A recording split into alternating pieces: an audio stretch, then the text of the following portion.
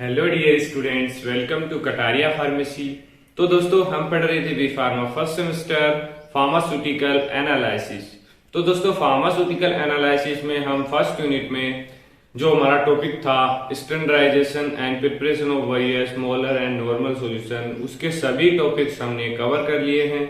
तो दोस्तों, जो नेक्स्ट हमारा लास्ट टॉपिक है इस यूनिट का वो होगा हमारा एरर्स। तो देखते हैं एरर्स में कितने लेक्चर्स होते हैं। स्टेप बाय स्टेप हम जो भी इसके अंदर टॉपिक दे रखे हैं उन सभी को हम डिस्कस करेंगे। आज के इस वीडियो में देखेंगे general introduction of errors and sources of errors. तो एंड तक बने रहिए। और दोस्तों, अगर आप चैनल पे न्यू हैं तो चैनल को सब्सक्राइब कर लीजिए और बेल आइकन को प्रेस कर दीजिए, जिससे न्यू वीडियो का नोटिफिकेशन आपको सबसे पहले मिल सके।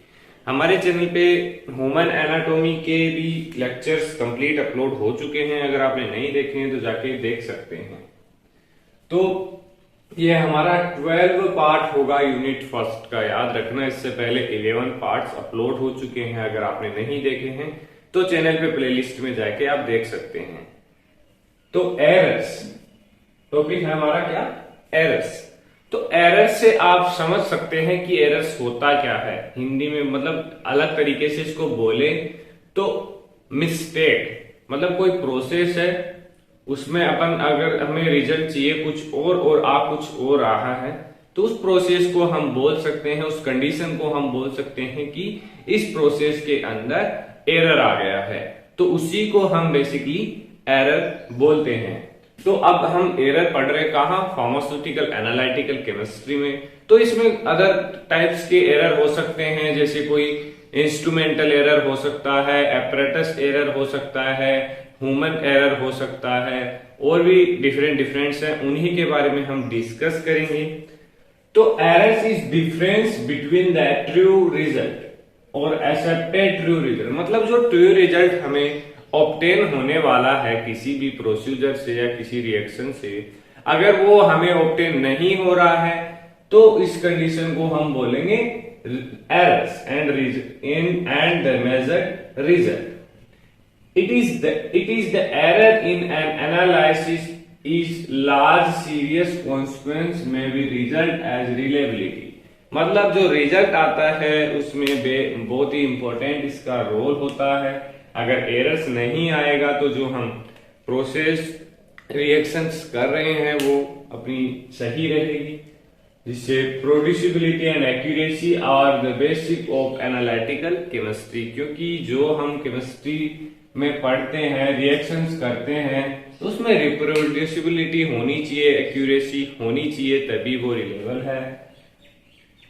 जैसे ए पेशेंट में एग्जाम्पल के तौर पे देखिए आप, ए पेशेंट में undergo expensive and even dangerous medical treatment based on the incorrect laboratory because of an analytical error. मतलब कोई पेशेंट है, उसमें उसको अब उसका कोई टेस्ट किया गया है, तो अगर उस टेस्ट के अंदर जो लेबोरेटरी प्रोसीजर है, एनालिटिकल जो भी लैब में टेस्टिंग की जा रही है, उसमें अगर कोई एरर आ रहा है तो ये डेंजरस हो सकता है किसी पेशेंट के लिए। सोर्स ऑफ एरर्स, सोर्स मतलब एरर किस टाइप के होंगे, कैसे कैसे एरर्स हो सकते हैं। कुछ 5 टाइप्स हम यहां पर डिस्कस करेंगे और इतने ही आपके लिए काफी हैं। तो फर्स्ट पहले देख लेते हैं इसका जनरल।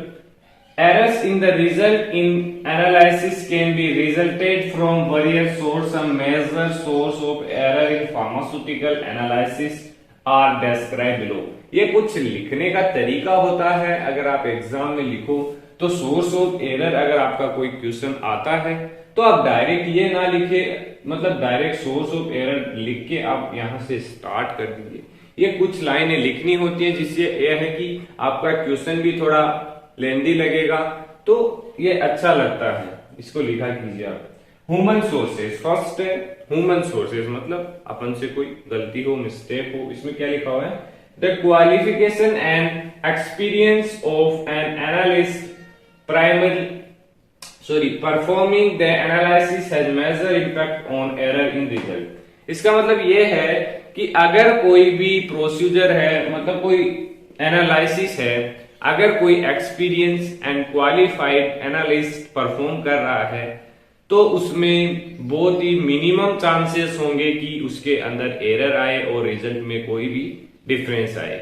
लेकिन यही जो एनालिसिस है, अगर कोई अनएक्सपीरियंस और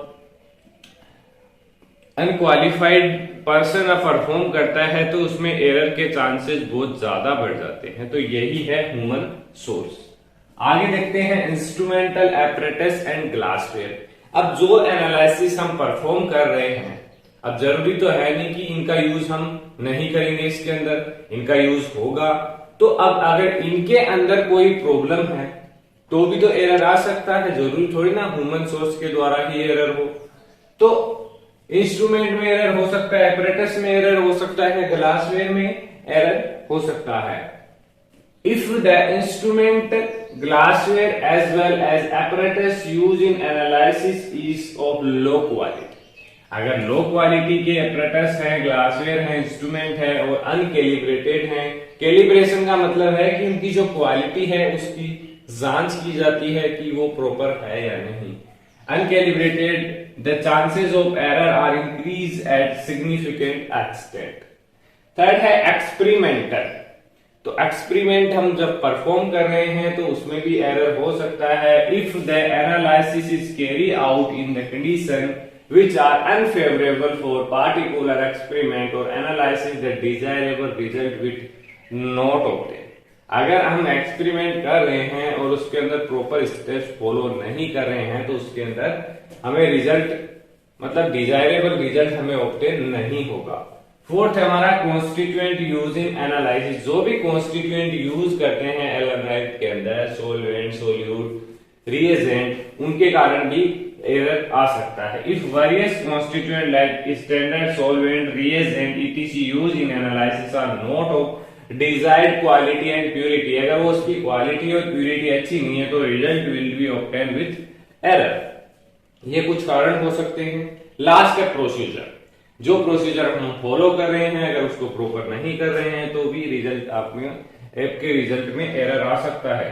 If the analytical procedure used in analysis is not validated and if validated but not follow carefully, या तो कोई भी जो प्रोसीजर हम यूज कर रहे हैं वो वैलिड नहीं है, अगर वैलिड भी है तो उसको हम प्रॉपरली केयरफुली फॉलो नहीं कर रहे हैं, that error in the result will be obtain.